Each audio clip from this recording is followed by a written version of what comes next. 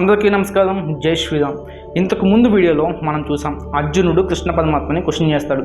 కృష్ణ, మీరు చెప్పిన మాటలతో నేను కొంచెం అయోమయంలో ఉన్నాను, నా మీద దయించి నాకు ఏది సరైన మార్గమో సూచిస్తే నేను దాన్ని అనుసరిస్తాననేసి అడుగుతాడు అర్జునుడు.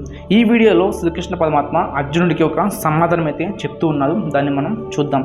భగవద్గీత 3వ అధ్యాయం 3వ శ్లోకం. లోకేస్మిన్ ద్వివిధ నిష్ఠ పురప్రోక్త మాయానగ జ్ఞానయోగేన సాంఖ్యానం కర్మయోగేన యోగిన.